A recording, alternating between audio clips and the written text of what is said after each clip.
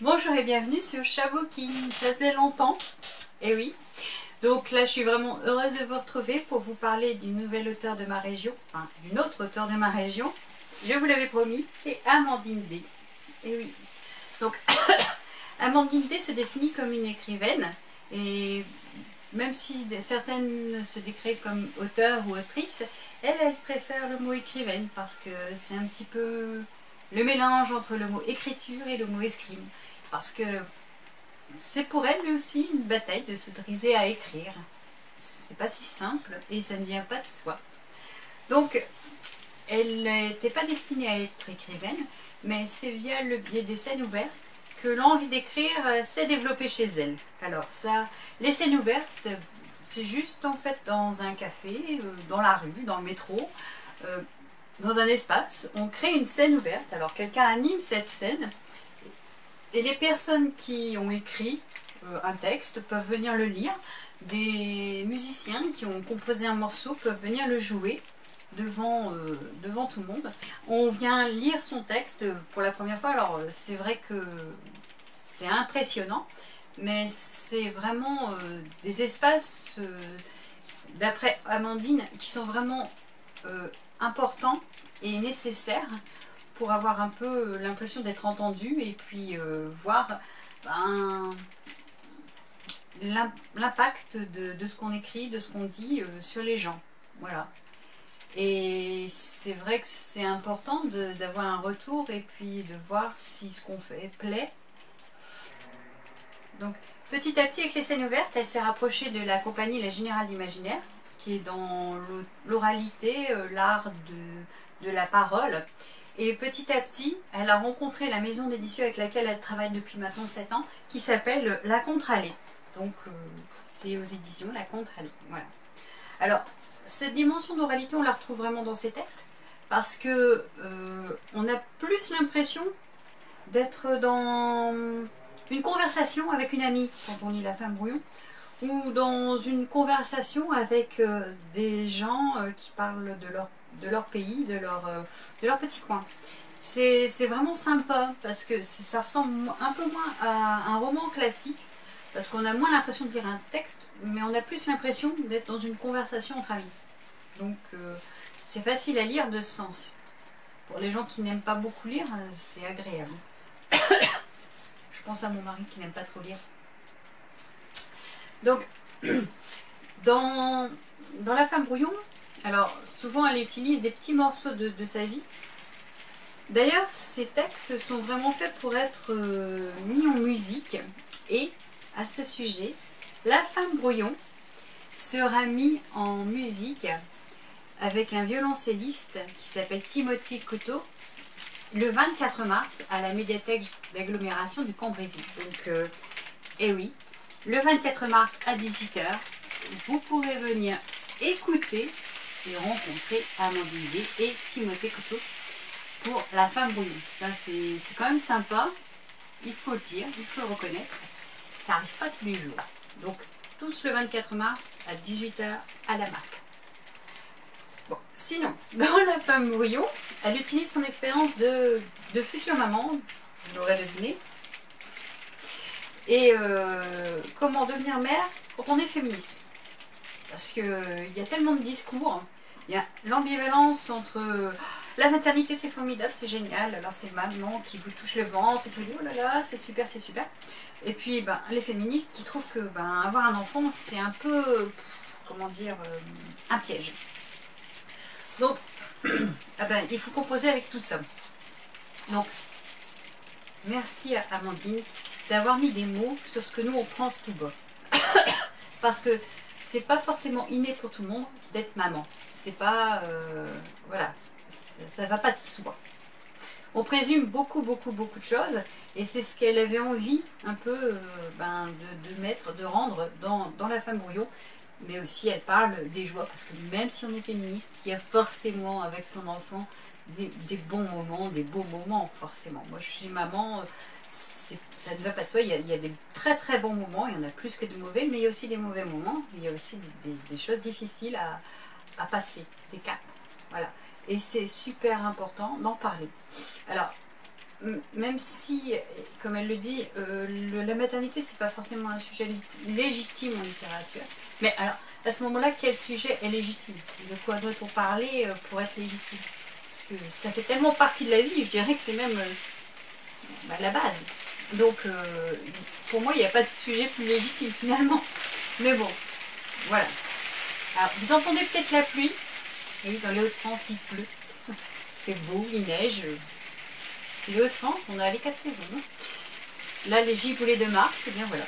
Février, on a eu la neige, et bien là, on a les giboulées de mars.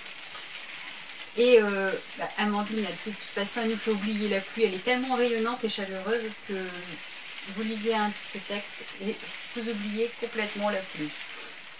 Alors, il lui a fallu 1 an pour l'écrire et prendre beaucoup de notes. Et ça fait du bien. Il fallait qu'elle le ressorte. Et franchement, nous aussi, maman, ça me fait du bien. Elle écrit aussi, et puis ça fait bête d'être triste en maillot de bain. Je l'ai cherché, mais je ne l'ai pas trouvé. Donc, j'ai acheté celui-ci à majuscule. J'ai commandé celui-là parce qu'il n'était pas non plus majuscule. Ils l'avaient commandé, mais ils ne l'ont pas reçu. Sur Amazon, je ne l'ai pas trouvé. La personne qui devait me le vendre ne me l'a pas vendu au final. Donc, je me retrouve à être là en attente, un peu comme un drogué en manque. Et c'est très pénible. Donc, si vous pouviez, ne serait-ce que ressortir quelques-uns et les distribuer dans tous les majuscules de France et de Navarre, je sais pas, mais franchement, ne nous laissez pas comme ça, nous les lecteurs, sur notre faim. Voilà. C'est encore un petit coup de gueule, mais vous en aurez beaucoup chez moi. Alors, et puis ça fait bête d'être triste en maillot de bain. Alors,